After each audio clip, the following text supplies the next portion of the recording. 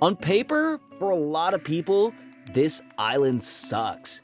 It's rocky, it's windy, and it could explode at any minute. Since our first time here, just a few islands down from the filming location of Castaway, we spent a year living in Fiji. If you Googled paradise, that was it. Coconut trees, white sand, crystal clear water, but all that really taught me was this. Tropical is not a synonym for paradise. So what is?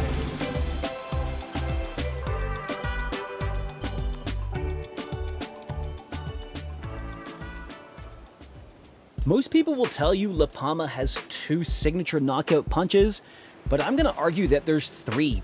Well, maybe 4 if you come here during the right time of year.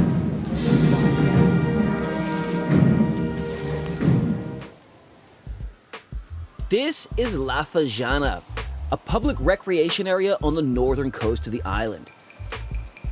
Surrounded by banana plantations and unforgiving volcanic cliffs, it's not exactly the kind of place you'd see on the cover of a travel brochure. And yet, after 15 years on the road, I've never found anywhere that illustrates a perfect getaway better than this. On an island like La Palma, you'd assume that the ocean is the best part. However, along most of the island's coast, getting in the water just guarantees you're not gonna celebrate another birthday. The solution? Rock pools. All around the Canary Islands, you'll find rock pool picnic areas, but it's hard to name any that are better than La Fajana. I mean, just look at this place. You could only imagine how much of a mess this would be if it was somewhere in the Mediterranean, but out here, it doesn't get any busier than this. And it gets even better, because there's a free camper van area attached to these pools. No van? No problem. You've got options, including renting the entire lighthouse, which makes the way we travel look like child's play. And surrounding all of this, there's free food everywhere, if you know where to look. We found wild New Zealand spinach and fields of wild cherry tomatoes, which basically translates to free toppings. It just doesn't get any better than this. Well, kinda. Because during our pizza night, we saw humpback whales jumping out of the water just a few hundred meters from shore. Of the 750 plus places we parked up for the night, no questions, this is number 1.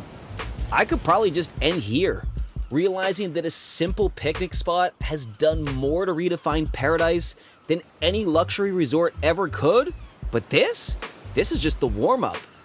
Because La Palma has not 1, but 2 knockout punches that hit harder than Mike Tyson in his prime. 1, 2, 3, go! The problem with most places that sell paradise is that they all follow the same recipe. Sure, every island is unique, but the formula never changes. But out here in the Canaries, these islands play by different rules. Since life is tremendously short, I try to never visit the same place twice, but La Palma made me break that rule. And the Caldera de Taburiente? Yeah.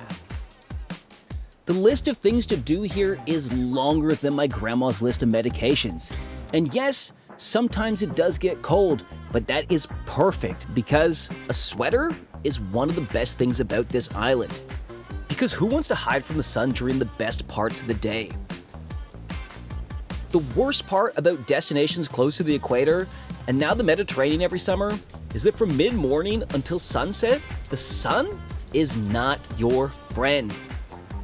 But in La Palma, because of where this island sits, most of the year, you don't need to hide from the sun. Just the wind, the rain, and the eruptions. This caldera is so big that trying to see it in one day is like trying to eat every dessert on a cruise ship buffet. The only real problem with the caldera is that you've got to choose your poison. Hiking the dramatic depths of the canyon or standing high above the clouds at the Roques de los Muchachos. However, at night, up at the highest point, this is where expectations get shattered. because this is the second best place to see stars in the entire northern hemisphere. La Palma is home to the second highest summit in the Canaries, even though it's only the 5th largest island. Combine that with barely any light pollution, since this island doesn't have enough people to ruin the sky, you've got the perfect home for the largest telescopes in Europe. It's so clear up here that this was the first place in the world to be designated a starlight sanctuary. And it's not just these observatories that have a VIP seat to explore the cosmos. Because unlike some of the other legendary places to see stars, here is open to the public and easy to access. We spent a couple of nights up here freezing our asses off with all the astrophotographers, and honestly, there is nothing I can say to relay the magnitude of what that feels like. Basically, everything about the Caldera feels like it took a double dose of steroids. From the epic hiking trails to all the viewpoints, even the flowers up here are jacked. Even with all of this, you don't see too many people out here. And that's because places like La Palma often get buried below all the slop. So if you like videos made by real humans for real humans, make sure you subscribe to Planetlenz so YouTube doesn't end up being controlled by me. At the end of the day, every beauty pageant's gotta have a winner, and on an island nicknamed La Isla Bonita, the Caldera is the place that gets my vote. And that's a tall order, because in between everything there is to see on this island, La Palma just never seems to stop pulling aces out of her sleeves. Yet the runner-up is the most destructive place in the Canaries, the root of craters. The youngest crater here is barely 5 years old. And most of this landscape is younger than the Holy Bible, which means one thing: this place isn't finished, it's still being built. La Palma isn't just an island, it's a ticking time bomb. The only question is, when will it erupt next? And that's exactly why La Palma's impermanence makes it so exclusive. It's why you choose a place that feels like the surface of a dead moon over a resort where the local culture is a show everyone's agreed to pretend is real. Exclusivity is another one of those SEO keywords that's usually used to sell paradise. But real exclusivity isn't a pool that's 1% different from the last one. It's seeing a crater that's barely had enough time to cool down, swimming in a volcanic rock pool all alone on a remote island, or hiking on trails that will soon disappear. Geologically speaking, the root of craters is basically a giant sandcastle. And in less than 2,000 years, this place will be unrecognizably different.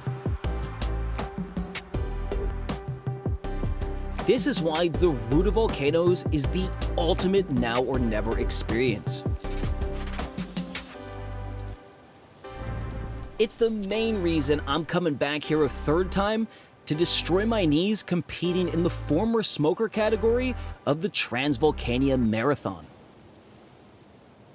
The idea that tropical islands are the pinnacle of paradise is deeply ingrained inside most of us, but that's just a result of good marketing.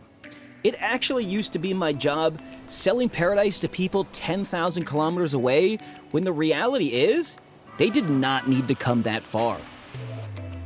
Don't get me wrong, I loved every year we spent living close to the equator, but the truth is, I spent most of my day hiding from the sun underwater. If you'd have asked me 15 years ago, would I rather move to Fiji or La Palma, like 99% of people, I would have laughed in your face. But now, I'm not so sure.